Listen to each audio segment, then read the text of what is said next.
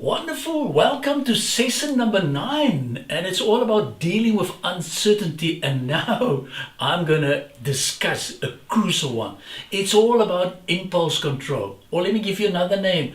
It's like cabin fever. And and let me explain it. We're sitting like in a submarine together for the last couple of days. What do we do? And I'm going to talk about specifically impulse control. So far we've discussed a lot of brilliant things like how to face your fears, GPS alignment, so get this serious. But let me get into the topic of impulse control, and I'm going to ask you those questions. What about your impulsiveness? What about, are you impatient? Do you have a problem with anger? Yes or no? Let's be honest. Please, this is very important. So you will see when you are struggling with anger, it's a lot of aggression, sometimes hostile, it's irresponsible, there's frustration, there's tolerance, and you're sitting in the cabin, and I'm saying you've got cabin fever. We've got to be very careful how we deal with this.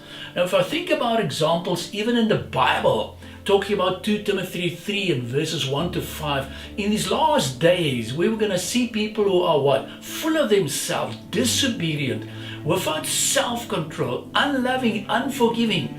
And if you ask me, Mario, where is that coming from? I'm saying it's about impatience, disobedience. It's about a character flaw.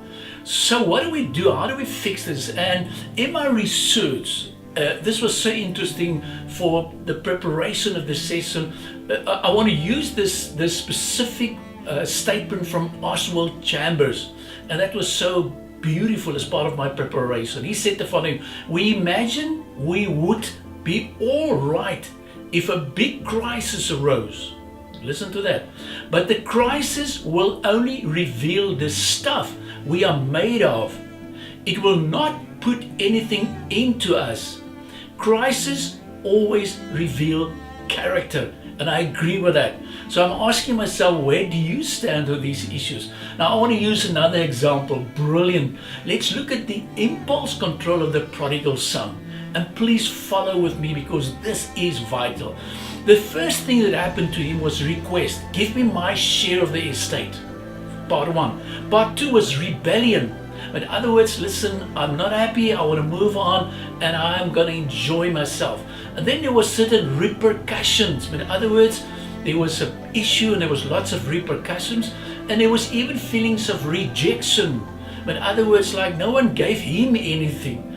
And then he was sitting there, and then there was this phase of realization. In other words, he came to his senses. So there's a couple of things that I want to highlight to you, but let's move on. You cannot stay there. In other words, what happened in his case, there was a resolution. I will go back to my father.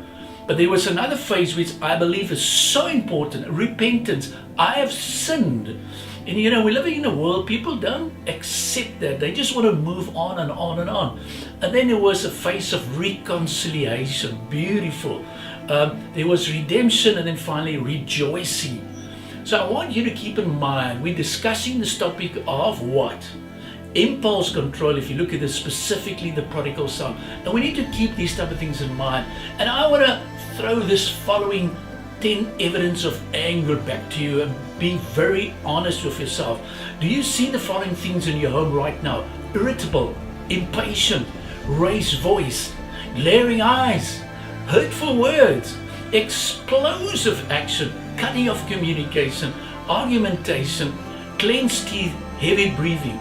If you see that right now, I'm saying you are part of this thing that I call cabin fever. It's impulse control, and it's evidence, and it's clearly evidence of anger that you need to watch out. So very important. So what do we say? We're living in a very interesting time, and I want to use this example of a diamond. The diamond cannot be polished without friction, nor the person perfected without trials. It's always going to be. And what you see sometimes in the iceberg, what is below the surface. So I want to remind you, remember, your walk talks and your talk talks, but your walk talks louder than your talk talks. Can I repeat that? Your walk talks and your talk talks, but your walk talks louder than your talk talks. So we're living in a world today, people are irritable, And I'm saying you can classify them. Are they an energy giver, an energy waster, or an energy taker? So such an important topic. But I want to start closing this session. And I want to say, please check your impulse control during this time. So I thought again, how are you going to close today, Mario? And at this stage, I want to close you with some powerful blessings. May the Lord bless you with protection. May the Lord bless you with provision.